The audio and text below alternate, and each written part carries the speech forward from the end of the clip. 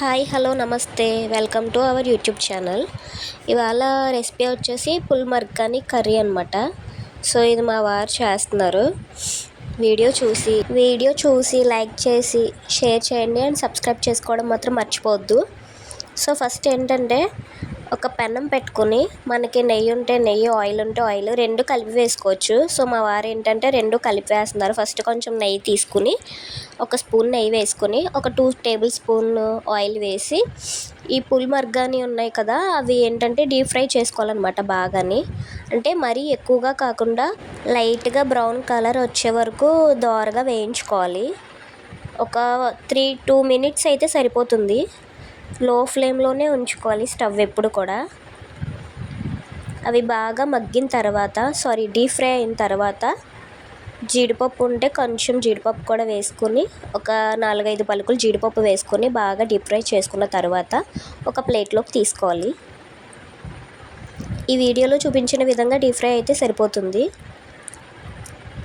తర్వాత కొంచెం ఆయిల్ తీసుకుని ఒక 3-4 టేబుల్ స్పూన్ల ఆయిల్ తీసుకుని మళ్ళీ పెనం పెట్టుకుని సరిపడగా ఆయిల్ వేసుకుని ముందుగా మనం గ్రైండ్ చేసి పెట్టుకున్న ఆనియన్ పేస్ట్ వేసుకోవాలి.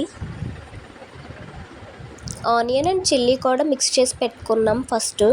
సో అదేంటంటే డీప్ ఫ్రై చేసుకోవాలన్నమాట బాగా. ఈ వీడియోలో చూపిస్తున్న విధంగా డీప్ ఫ్రై చేసుకోండి.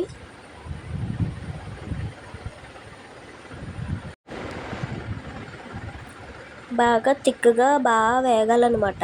అది బాగా వేగిన తర్వాత టమాటా పేస్ట్ కూడా వేసుకోవాలి. బ్రౌన్ కలర్ వచ్చే వరకు వేపుకుని తర్వాత మనం టమాటా పేస్ట్ వేసుకోవాలి.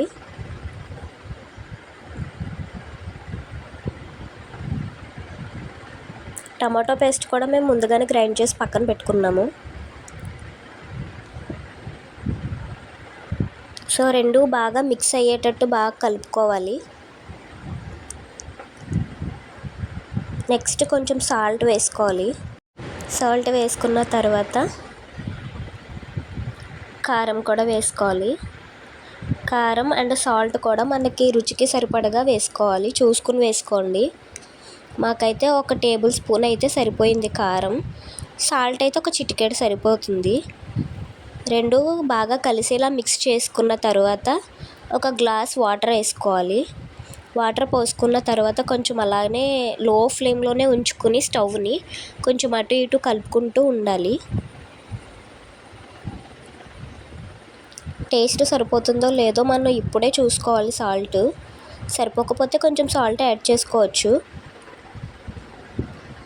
తర్వాత దీన్ని కొంచెం హై ఫ్లేమ్లో పెట్టుకుని మరిగించిన తర్వాత మళ్ళీ లో ఫ్లేమ్ చేసుకుని ఈ పుల్మర్గాని అనేవి ముందు మనం డీప్ ఫ్రై చేసుకుని పెట్టుకున్నాం కదా, సో అది యాడ్ చేసుకుని కొంచెం సేపు అవి వాటర్లో అబ్జర్వ్ చేసుకునే వరకు కూడా కొంచెం మనం కలుపుకుంటూ ఉండాలి. తర్వాత మూత పెట్టుకుని ఒక 5-10 మినిట్స్ అలా లో ఫ్లేమ్లో ఉంచిన తర్వాత చూసుకుంటే రెడీ అయిపోతుంది.